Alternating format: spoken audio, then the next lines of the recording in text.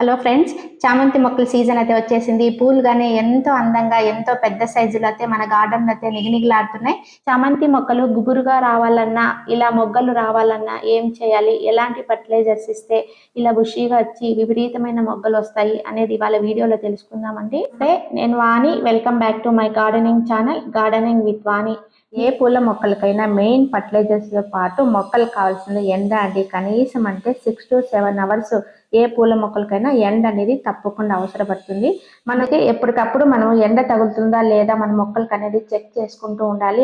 అలాగే drainage system కూడా బాగుందా లేదా అనేది కూడా మనం చూసుకుంటూ ఉండాలండి. దాంతో పాటు మనకు సాయిల్ మిక్స్ కానీ చాలా ఇంపార్టెంట్ అండి.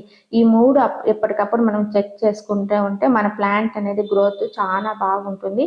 ఇవన్నీ ఇచ్చిన తర్వాత కూడా మన మొక్కలకైతే ఫర్టిలైజర్స్ అయితే తప్పకుండా ఇవ్వాలి. చామంతులు కానీ విరిజాజులు కానీ ఫుల్గా మొగ్గలతో మంచి పూతతో చాలా బాగా ఈ సీజన్లో అయితే వస్తాయండి. ఇలాగే మనకు మంచి ఎక్కువ పూలు రావాలంటే మంచి ఫర్టిలైజర్స్ అనేది మనము 15 రోజులకు ఒకసారి కానీ 20 రోజులకు ఒకసారి కానీ ఖచ్చితంగా ఇస్తూ ఉంటే మంచి బ్లూమింగ్ అనేది మన ప్లాంట్స్లో అయితే ఖచ్చితంగా ఉంటుంది. ఈ ఫర్టిలైజర్స్ అనేది సాలిడ్ రూపంలో కాదండి, లిక్విడ్ రూపంలో కానీ మనం ఇస్తూ ఉండాలి. ఒకసారి సాలిడ్ రూపంలో ఇస్తే ఒకసారి లిక్విడ్ రూపంలో అలా మార్చి మన ఫర్టిలైజర్స్ ఇస్తూ ఉంటే మనకు ఫ్లవరింగ్ అనేది ఇంత మంచిగా ఉంటుంది. ఈ చామంతి మొక్కలకు ఆకులు ముచ్చుకుపోవడం, నల్ల పేనుబంక రావడం అనేది పెస్ట్ ప్రాబ్లమ్స్ అయితే ఉంటాయి. ఇక్కడ చూసారు కదా, మన మొక్కల్లో అయితే అలాంటి ప్రాబ్లం అయితే లేదు. అలాగే పోషక లోపాలు కూడా చాలా ఎక్కువగా ఉంటాయండి. ఇక్కడ చూసారు కదా, మనకు ఎలాంటి పెస్ట్ కానీ పూలు చిన్న సైజులో కానీ కొంతమందికి ఫ్లవర్స్ నల్లగా మాడిపోతూ ఉంటాయి. అలాంటి ప్రాబ్లమ్స్ కూడా ఇక్కడైతే ఈ మొక్కల్లో అయితే లేవు. ఇక్కడ చూసారు కదండి, మొక్క అయితే చాలా బుషీగా ఉంది. ఫ్లవర్ సైజ్ కూడా చాలా పెద్దగా ఉందండి. ఇలా మన ప్లాంట్ బాగా బుషీగా వచ్చి ఫ్లవర్స్ పెద్దగా రావడానికి కారణం ఏమంటే మనకి ఎప్పటికప్పుడు ప్రూన్ చేస్తూ ఉండాలి. ఎండిపోయిన ఫ్లవర్స్ కూడా మనం కింద వరకు కొద్దిగా దాదాపు అంటే 1.5 ఇంచ్ వరకు కింద కట్ చేసేసాం అనుకోండి, పక్కన స్టెమ్స్ వచ్చి మళ్ళీ మనకు బర్డ్స్ అనేది వచ్చేస్తూ ఉంటాయి. ఈ విధంగా మొక్క కింద ఎండిపోయిన ఆకులు, ఎండిపోయిన స్టెమ్స్ తీసేసేదాని వల్ల మొక్కకు కూడా మంచిగా ఆక్సిజన్ అనేది తగులుతుందండి. సో ఇవి రిమూవ్ చేసిన తర్వాత మళ్ళీ మనకి కొత్త స్టెమ్స్ వచ్చేసి మళ్ళీ బ్రాంచెస్ అనేది స్టార్ట్ అయిపోతాయి. ఎందుకంటే ఈ ఆకులు కానీ మన మొక్కకున్న ఎనర్జీని మొత్తం అవి లాగేసుకుంటూ ఉంటాయి కాబట్టి ఎప్పటికప్పుడు మనం అలా చేస్తూ ఉండాలి. తర్వాత ప్రూనింగ్ అనేది ఖచ్చితంగా చేయాలండి. ప్రూనింగ్ చేయడం వల్ల ఏమవుతుందంటే పక్కనే కొత్త స్టెమ్స్ రావడానికి అయితే అవకాశం ఉంటుంది. మనం ప్రూనింగ్ చేసేదాని వల్ల ఏమవుతుందంటే కింద నుంచి మనకు బడ్స్ అనేది స్టార్ట్ అయిపోతాయి.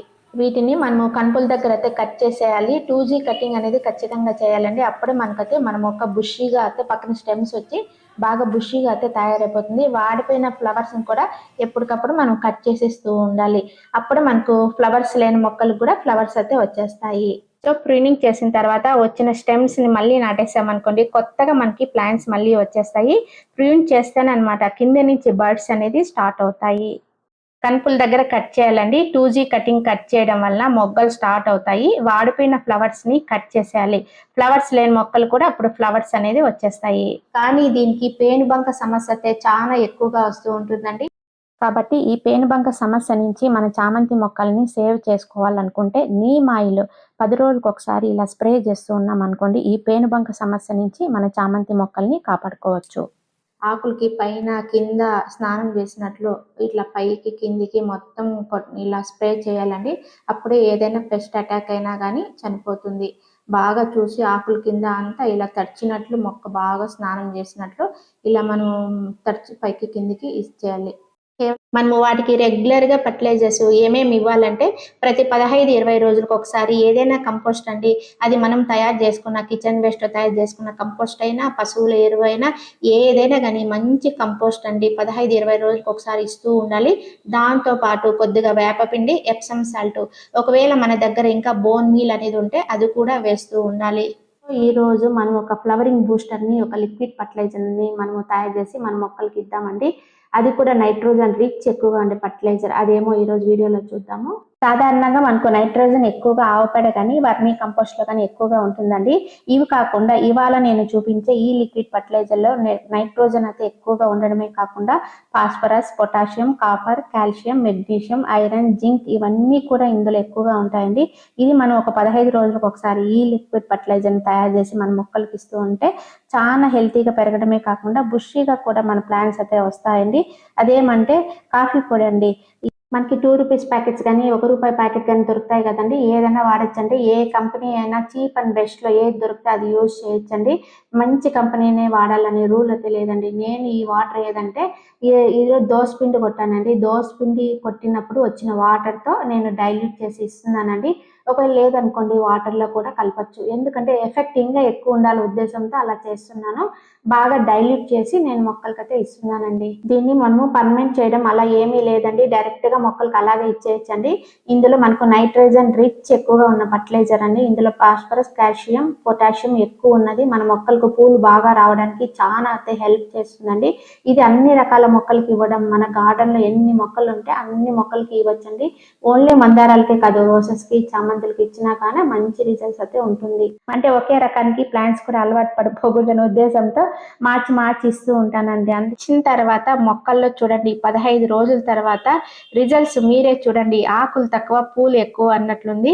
ప్రతి చిన్న స్టెమ్‌కు మొగ్గలు, పూలు అనేది విపరీతంగా వచ్చేసాయి. ఇది లిక్విడ్ రూపంలో అయినా ఇవ్వచ్చు, లేకపోతే సాలిడ్ రూపంలో ఇవ్వచ్చు. ఎంత హెల్తీగా ఉంది ప్లాంట్. ఇవన్నీ ఇలా రావడానికి కారణం ఫ్లవరింగ్ బూస్టర్ ఇలా ఇవ్వడమే అండి. మనకు నైట్రోజన్ అనేది చాలా రిచ్‌గా ఉండే దానివల్ల మనం ప్లాంట్స్ అయితే గ్రీనరీగా వచ్చి మంచి బ్లూమింగ్ రావడానికి చాలా యూజ్ అవుతుంది. ఫ్లవర్ ప్లాంట్స్‌కి అయితే బ్లూమింగ్ అయితే చాలా సూపర్‌గా వస్తుందండి. మనము ఇలాంటి లిక్విడ్ ఫర్టిలైజర్స్ ఎప్పుడైనా కానీ ఇచ్చే ముందు ఒక రోజు అయితే మన ప్లాంట్స్ కి వాటర్ అయితే పట్టకూడదండి. ఎందుకంటే బాగా మట్టి డ్రై అయిపోతుంది కదా, అప్పుడు మనం 1 డే తర్వాత ఈ లిక్విడ్ ఫర్టిలైజర్ ఇచ్చామనుకోండి అది బాగా పీల్చుకుంటుంది అనమాట. ఆ వేర్లు బాగా పీల్చుకొని మంచి బ్లూమింగ్ అనేది ఉంటుంది. మనము దీన్ని వాటర్ ఈ లిక్విడ్ ఫర్టిలైజర్ ఇచ్చేటప్పుడు మొక్కకు ఓవర్ గా అయితే పోసేయకూడదండి. బడబడ అని పోసేసామనుకోండి కింద పడిపోయి వేస్ట్ అయిపోతుంది. అందుకే ఆ మొక్క పీల్చదగినంత మాత్రమే ఇచ్చామనుకోండి యూజ్ ఉంటుంది. సో ఈ సీజన్‌లో చామంతి పూలు పుష్కలంగా పూయాలంటే ఎలాంటి కేర్ తీసుకోవాలి? ఎలాంటి టిప్స్ ఫాలో అవ్వాలి? ఎలాంటి లిక్విడ్ ఫర్టిలైజర్స్ తయారు చేసి మన మొక్కలకి ఇవ్వాలి అనేది ఈ వీడియో ద్వారా తెలుసుకున్నామండి. ఇవన్నీ కూడా చిన్న చిన్న టిప్సే అండి. మన వంటింట్లో వచ్చే వస్తువులతో చాలా రకాల ఫర్టిలైజర్స్ తయారు చేసి మన మొక్కలకి ఇవ్వచ్చు. అలాగే వాటరింగ్ విషయానికొస్తే వాటర్ అయితే డైలీ మనం ఇవ్వనవసరం లేదండి. మట్టి డ్రై అయినప్పుడే మనం వాటర్ ఇస్తే సరిపోతుంది. అలాగే వాటర్ మనము చెట్టు పైన పోయకూడదండి. ఫంగస్ ఫామ్ అయి మొక్క అయితే చనిపోయే అవకాశం ఉంటుంది. చెట్టు మొదట్లో పోయాలి. ఎందుకంటే ముందే మనకి చలికాలం కాబట్టి మనకి మంచు కురుస్తూ ఉంటుంది. కాబట్టి మనము మొక్క మొదట్లో వాటర్ ఇస్తే సరిపోతుంది. సో ఈ వీడియో ద్వారా మనము ఎలాంటి లిక్విడ్ ఫర్టిలైజర్స్ తయారు చేసి మన గార్డెన్ లో ఉన్న అన్ని మొక్కలకి ఇవ్వచ్చు అనే విషయం అయితే తెలుసుకున్నామండి. ఇలాంటి లిక్విడ్ ఫర్టిలైజర్స్ ఒక చామంతులకే కాదండోయ్, మందారాలకి, రోసెస్‌కి అలాగే ఎన్ని పూల మొక్కలకుంటే అన్నిటికీ ఇవ్వచ్చండి. మంచి బ్లూమింగ్ రావడానికి అవకాశం ఉంటుంది. సో ఈ వీడియో నచ్చినట్లయితే ఒక లైక్ ఇచ్చేయండి. అలాగే కామెంట్ చేయండి. సబ్స్క్రైబ్ చేయండి. Wish you A happy gardening. Survey జన సుఖినో భవంతు. Thank you.